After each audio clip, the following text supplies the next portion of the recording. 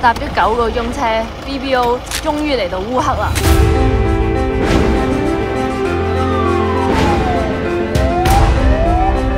截至2025年3月，烏克蘭嘅局勢依然嚴峻，戰爭已經持續超過3年。經過團隊嘅努力之下，克服咗種種難關，我哋終於成功到達烏克蘭。Can I swear？ 喺有限嘅日子入面，我哋將會帶大家一齊親身睇下，感受下呢個國家最真實嘅狀況。我哋嚟到火星戰場軍人公務，控制唔到嘅未來，峰迴路轉嘅局勢，身處戰爭入邊嘅國家，當下嘅人民究竟係喺恐懼之中生存，定係嘗試一切如常呢？烏克蘭嘅193，烏克蘭嘅男人係咪去晒當兵呢？係咪個個都想打仗？網上有人話，當啲男人喺度保家衛國奮戰嘅時候，烏克蘭嘅女仔就去晒 clubbing 狂歡。究竟又係咪真呢？打緊仗嘅時候，烏克蘭人可以做啲咩去支援啲士兵？我哋嘅 crew 走埋入準備前線食物嘅廚房。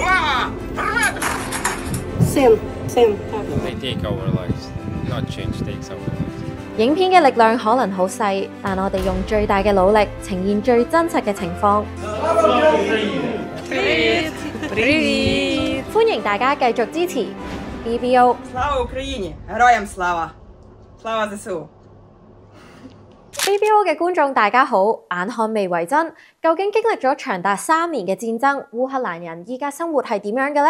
與其大家上網估估下，不如我帶大家去睇下真實嘅狀況係點啦。Officials in the western city of Lviv say at least 7 people, including a teenage girl, were killed. 烏克蘭戰爭主要集中喺東部同南部，特別係喺頓巴斯地區，所以今次我哋選擇咗去烏克蘭西部嘅第2大城市 Lviv。相對嚟講，呢度嘅風險會比較低啲，因為佢係位於戰爭嘅邊緣。但其實成個烏克蘭都設有空襲警報系統。Lviv 有時都會遭到俄羅斯導彈或者空襲嘅威脅，因為呢度係烏克蘭嘅一個重要經濟中心。我哋一齊去睇下戰爭中嘅國家，究竟喺條街度行嘅時候，又會隱藏住幾多戰爭中嘅痕跡同埋細節呢？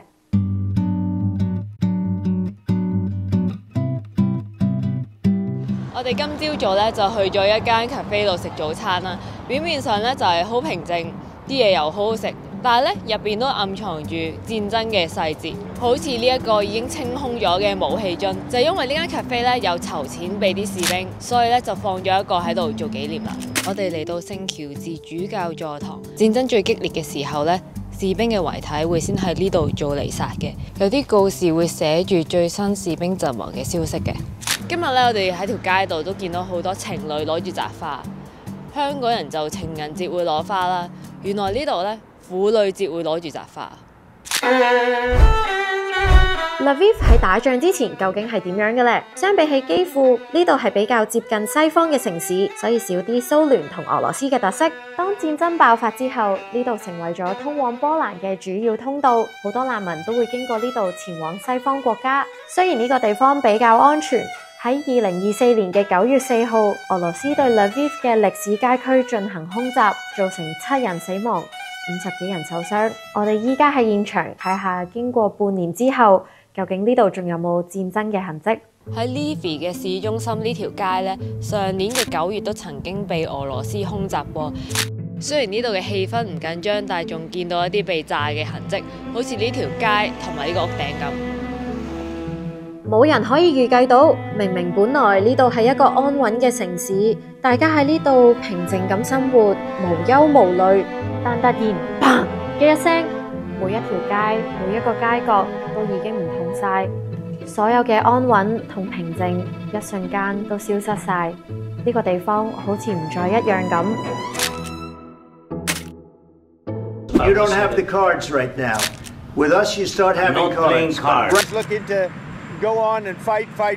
We're looking to end the death. 澤倫斯基同 Donald Trump 喺白宮開咗火之後 ，Donald Trump 同傳媒講，澤倫斯基根本唔想停戰，只係想繼續打仗。Нічого хорошого. Ми нічого не очікували насправді від нього. the U.S. president? The same. Yes, the same. He's with Putin, and he likes Putin, and he wants to be friends with him, and he wants to be friends with Russia. 亦都見到有好多香港網民都係講同一番説話，話澤仔根本就唔想停戰。Дуже хороший тип, дуже хороший президент, насправді, і він викликає довіру, і ми віримо в нього, все вийде, він молодець. Зараз в цей час, як на мене, немає кандидатури, яка б могла замінити його на його місці. Well, we support it a lot. We support him and we support his politics. Yeah, we like him. Yes. 如果烏克蘭人真係咁想停戰，咁點解總統個民望會唔跌反而升呢？我哋就問咗導遊就話唔使用口講嘅，可以帶我哋去一個地方，到時我哋就會明。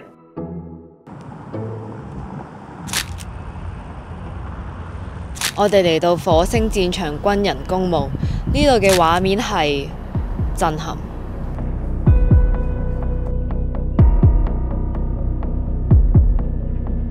喺呢一個墓地，每一個士兵都有佢哋嘅故事。好似呢一位士兵喺佢最後一次嘅行動入邊，為咗令到其他人可以安全撤退，佢就犧牲咗自己嘅生命。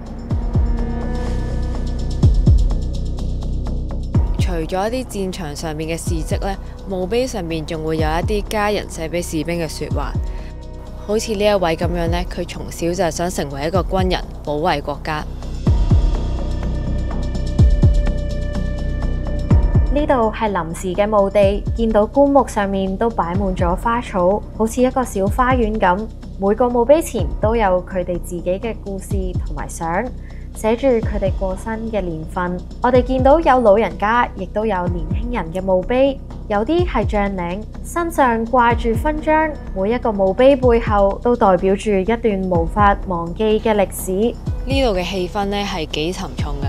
因為會見到一啲小朋友啦，或者老人家啦嚟拜祭佢哋，準備一啲鮮花啊、蠟燭啊放喺佢哋嘅墓上面。特別係見到有啲人坐喺隔離張凳嗰度陪緊佢哋。我哋由畫面可以見到，其實呢個公墓仲有一半係未用㗎，戰爭仲未結束，未來究竟仲有幾多條生命會喺呢度安息，冇人可以預計到。當我哋見到公墓呢一個畫面嘅時候，會唔會唔想停戰嘅原因就喺呢度呢？當越嚟越多人死，仇恨越嚟越深，和平嘅機會又係咪越嚟越少呢？ На 180 градусів, і тобто повністю те, що ми робили в цивільному житті, змінилося, і зараз вся наша робота направлена тільки на війну. They take our lives, not change takes our lives. 本身係普通人嘅呢幾位軍人，佢哋話生活已經完全被改變。如果依家放棄，死咗嘅人唔會原諒佢哋。呢個就係澤倫斯基民望唔跌反而升嘅原因，亦都係點解佢唔願意停止戰爭嘅原因。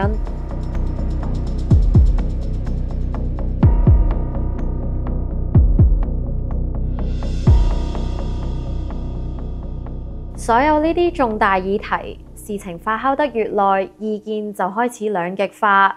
觀眾們又有啲咩諗法呢？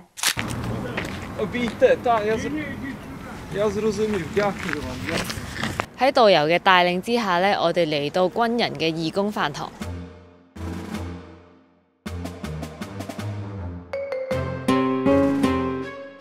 打仗嘅期間，背後嘅支援都非常重要。軍人們嘅伙食又係點樣準備同埋送去前線嘅呢？我哋去咗 Lviv 一個義工廚房，佢哋係一班幫前線軍人準備嘢食嘅義工。Yeah, I mean, we come from all different kinds of countries, and we just volunteer. It's like strictly you can volunteer as much as you want. You can stay here for a year. You can stay here for a day. It doesn't matter. Yeah. 呢度同前線距離109000里咁遠，究竟係點樣將啲嘢食運去前線嘅呢？ This room here is the dehydration room. So there's more dehydrators in another factory in another location, but all of this, you can see, is just various things that need to be dehydrated, and then it gets packaged into soups. This is potatoes. So the potatoes get shredded with the shredding machines, and then we put them in the dehydrator. And this potato mix is like, it's really basic for a lot of the soups. This is called the main room of the kitchen. Yeah. So it's the main kitchen room. Usually it's pretty full. Oh. So this is called the kitchen. It's just another kitchen where 簡單嚟講，就係將一啲新鮮嘅材料經過發酵等等嘅工序，濃縮成為一包細包嘅材料。呢個咧就係攞上前線嘅食物啦。佢哋將一啲肉啊同埋其他蔬菜整乾之後咧，送到上前線之後，啲軍人加熱水落去咧，就可以變成一個有營養嘅食物。Where you come from? I'm from Spain, Barcelona, Catalonia. Кропивницький. Кропивницький. Ну, я живу в селі біля Львова. Мій син військовий. І потрібно хлопцям допомагати. And we need to help the boys who are on the front lines.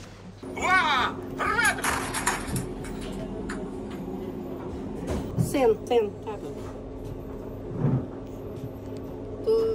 Ну, скажіть їм, що є гармата американська Паладін, самохідна гармата. Self-propelled artillery Paladin. It's from America. 網上都有唔同嘅傳言，話烏克蘭人開始被逼上戰場，究竟又係咪真嘅呢？ It's not correct. Well, all the men have to report to the recruitment office, and all the men have to be registered. 因為呢一場戰爭，徵兵嘅年齡就由27歲降到25歲，但18至24歲嘅男人就唔喺強制徵兵嘅範圍，只係會有啲措施鼓勵佢哋自願入伍。導遊都有同我哋強調，冇人係想死㗎，當然都會有人逃避兵役啦。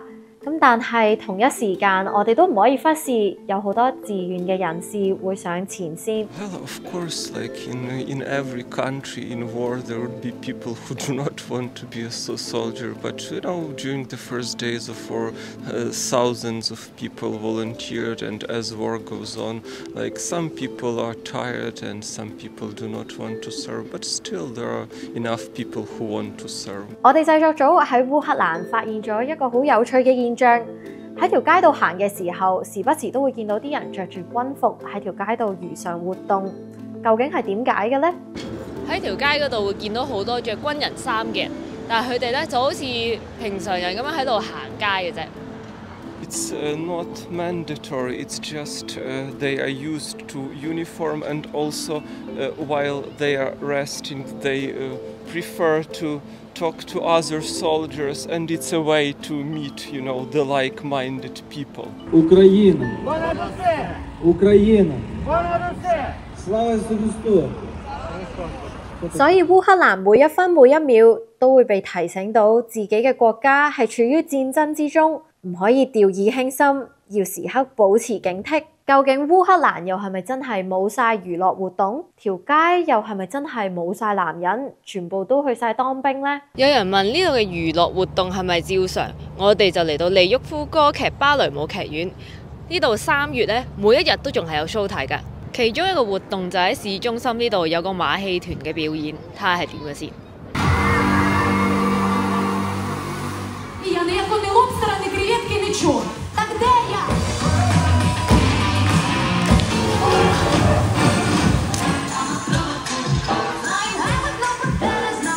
呢個馬戲團咧都有80%坐滿，而且我哋仲揾到烏克蘭嘅193。娛樂活動就明顯正常，咁街上面又係咪真係冇晒男人呢？如果啲人話烏克蘭冇晒男人，全部去晒打仗呢？現場所見，答案係唔係嘅。根據資料顯示，烏克蘭嘅人口有3600萬人，喺大量嘅男性參軍底下，軍隊會大概有120萬人以上，加上18至65歲以上嘅男人禁止出國，除非有特殊嘅豁免，所以都唔係全部唔見晒去晒打仗，但的確大部分嘅男性都受到影響。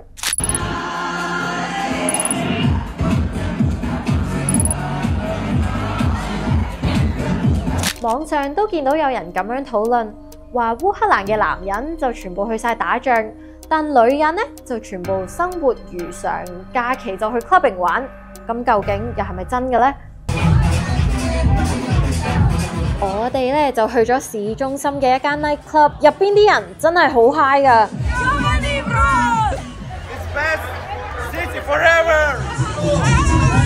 我哋現場見到嘅畫面同你哋網上見到嘅畫面，可以話係完全一樣。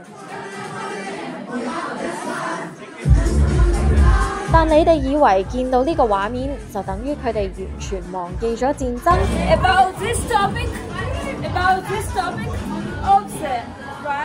當我哋傾偈嘅話題講到戰爭，佢哋都會好清晰咁樣表達。澤倫斯基係想奪回失去嘅土地，佢哋尊敬佢，同一時間亦都解釋俾我哋聽點解佢哋會嚟到呢個城市。And village and some city to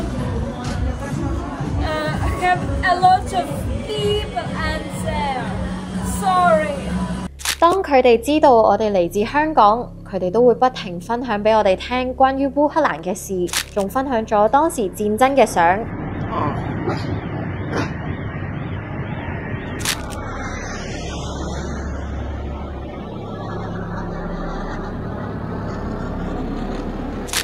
如果單憑一啲相同片或者幾句片面之詞，就輕易去定義一件事，咁樣未免太過表面化。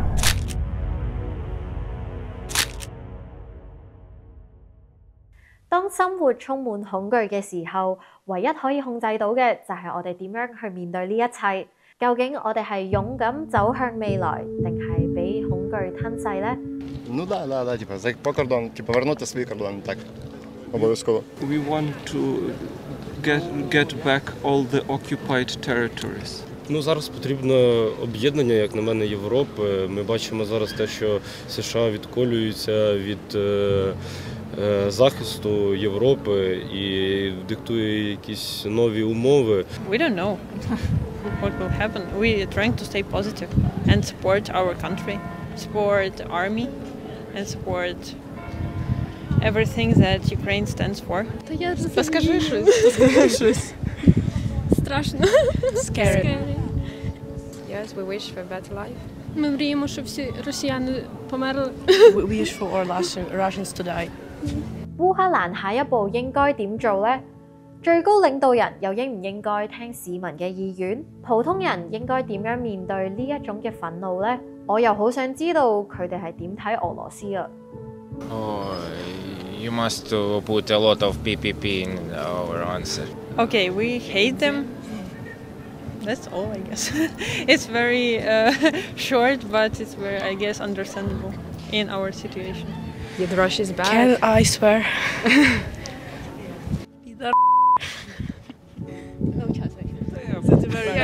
There's no need of Russia, fuck Russia.